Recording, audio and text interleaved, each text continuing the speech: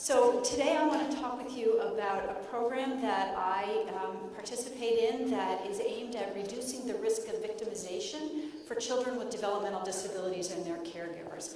It's something that I'm really proud of. I have very limited time, so I'm hoping that when you leave today, what you'll take from me is some ideas about how to help reduce children's risk of victimization when they have developmental disabilities. So that's what I'm going to do. I'm briefly going to review some of the risk factors among this population of children, and I'm going to hopefully mostly spend time describing to you the Making Friends and Staying Safe program.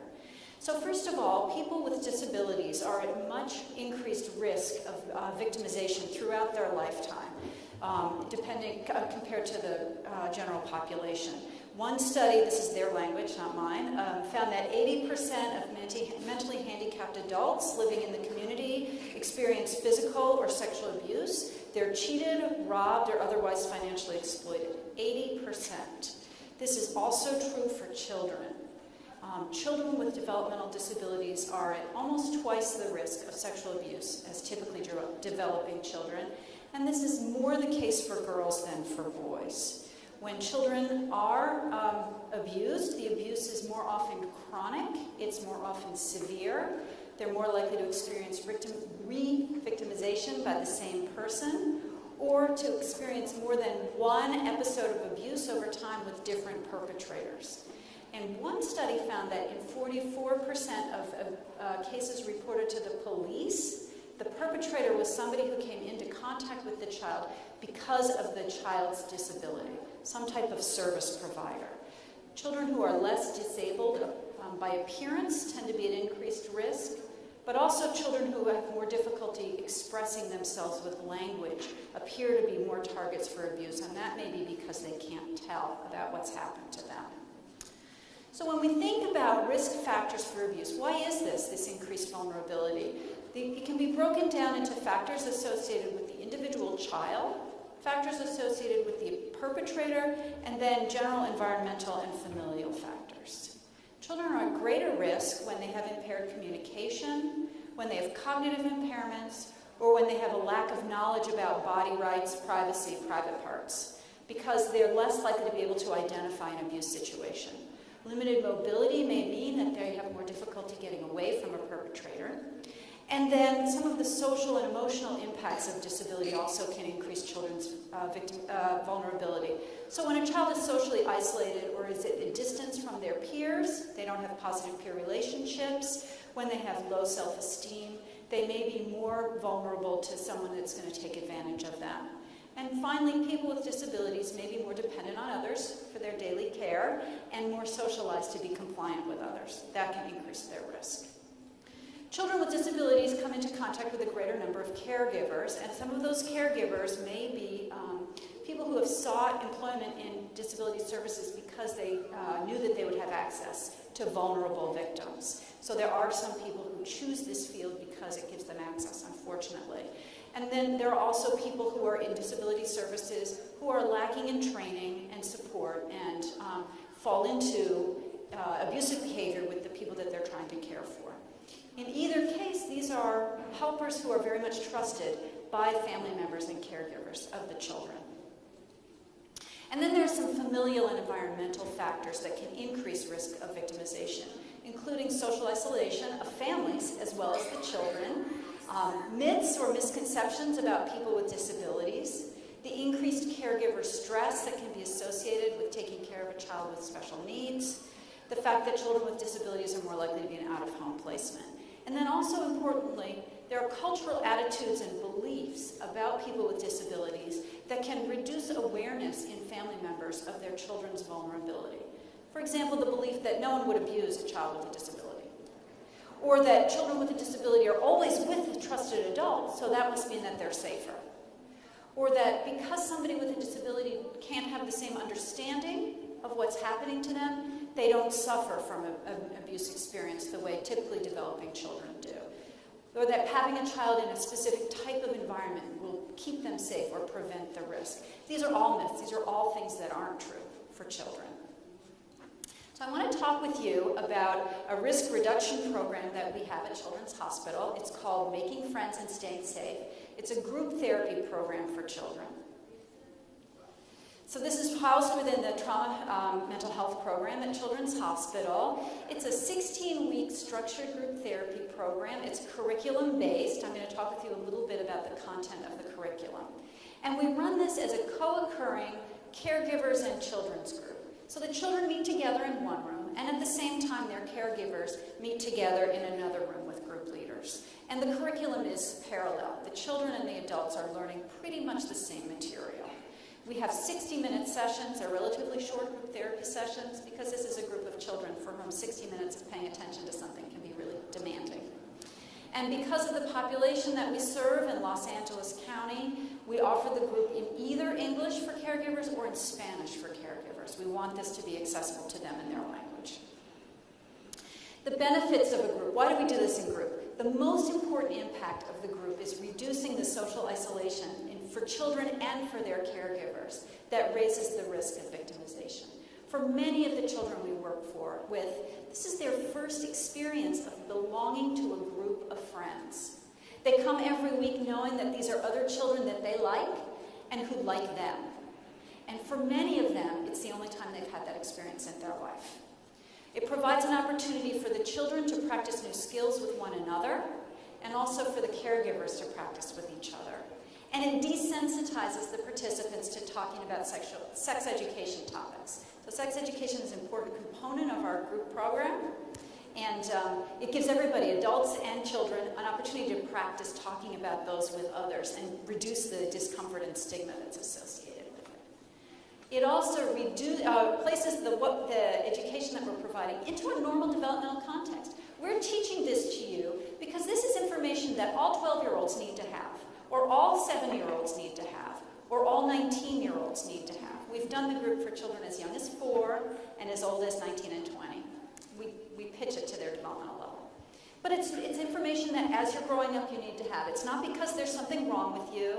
It's not because we see that you have a deficit. Look, see, here are these other children, great kids just like you, who are also learning this information. It really, again, decreases the stigma that so often these kids feel in many environments. And then finally, of course, a group intervention is a little more cost-effective than individual therapy, so there is also that advantage. For the caregivers, the social isolation piece is also incredibly important. Many of these parents have never had an opportunity to talk with somebody else who understands what it's like to be raising a child with autism, to be raising a child with mobility impairments, to be raising a child with intellectual disabilities. And many of them live in social environments where they are blamed for their children's difficulty, or where they and their child are excluded even from important family events. And so to have an opportunity to make connections with other parents who understand what their experience is like is one of the most important impacts of our group program.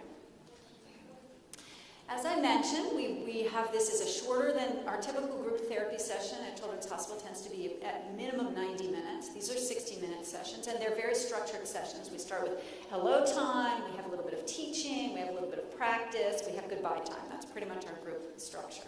And we have a low therapist-to-child ratio, 3 children per group therapist. All of our materials are presented both verbally and visually. We use a direct teaching approach. And we go at the child's pace with lots of checks for comprehension, lots of repetition, lots of opportunities for the children to rehearse what they've learned.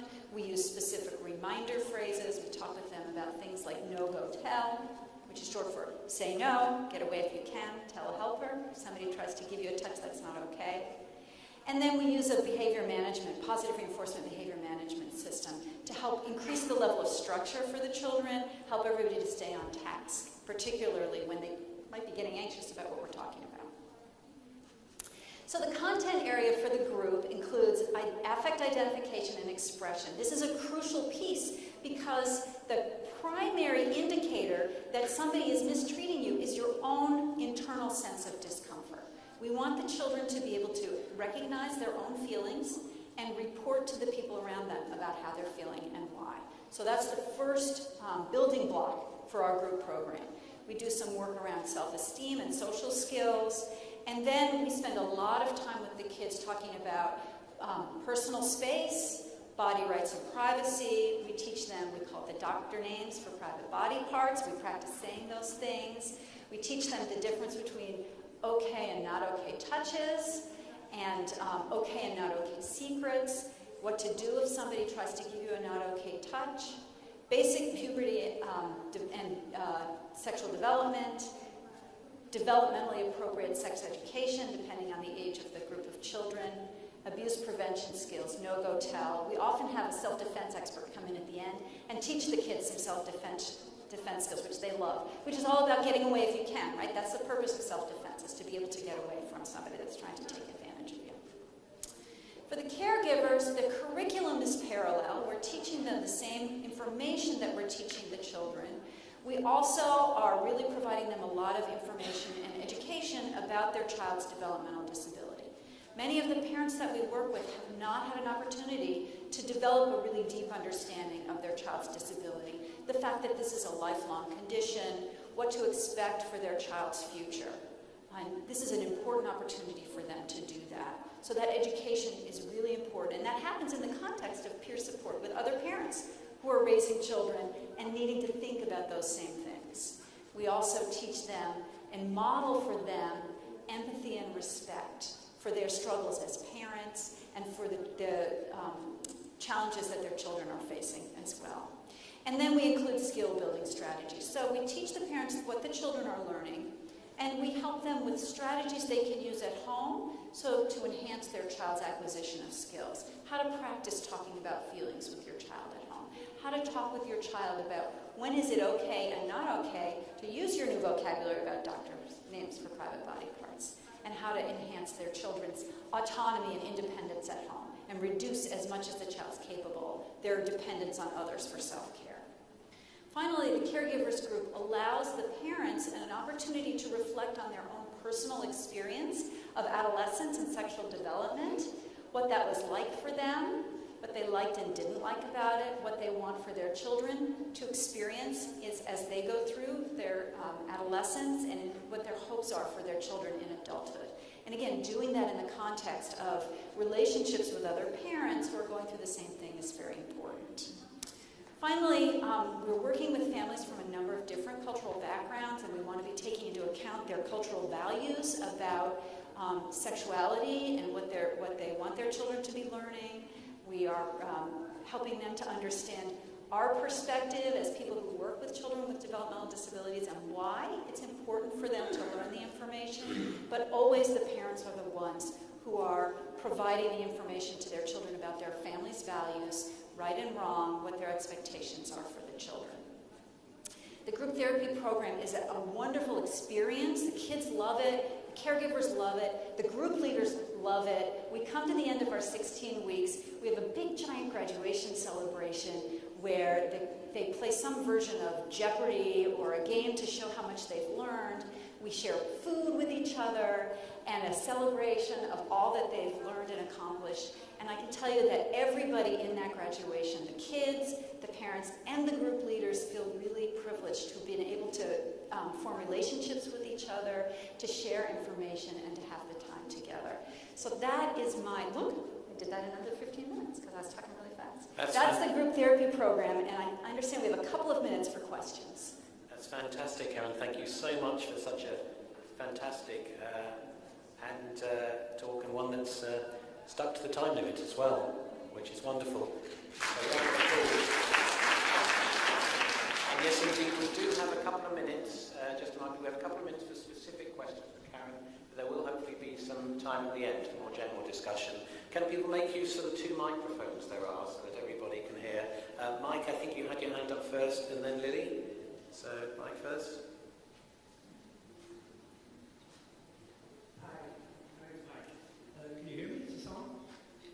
Should be, yeah. A few years ago, I participated in a similar group for parents, and I noticed that, first of all, a lot of parents had difficulty even conceiving of their children as having perhaps future sexual lives. Those are mostly teenagers, and even more so talking about it. But also, apart from that, there was also the whole fear thing of letting my child fly, and who knows where he'll fly. Is that what you found? Well, so I have teenagers. I have teenagers without disabilities, but it's been terrifying for me as a parent to let my children fly. I think that's part of being a parent. But you're right, when you're so aware of your child's vulnerability, the idea of your child becoming an adult can be really terrifying. It's why the group model is so beneficial, because the parents really are, they're thinking about those challenges together with other parents who really understand. Yep, and your question? Thank you for a beautiful lecture.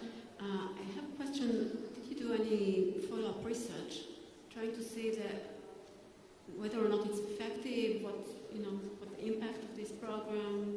If you can... Oh, I'm so glad you asked that question. We're working on it, is the answer. Yeah, we're working on it. We've actually had to develop a measure to try and figure out what the kids were actually, what we thought the kids were going to be taking away from that group. And so we've developed a questionnaire for parents, and we've begun to gather data. And so my hope is that in the future we'll have evidence about the effectiveness of this program and be better set up to be able to disseminate it more widely.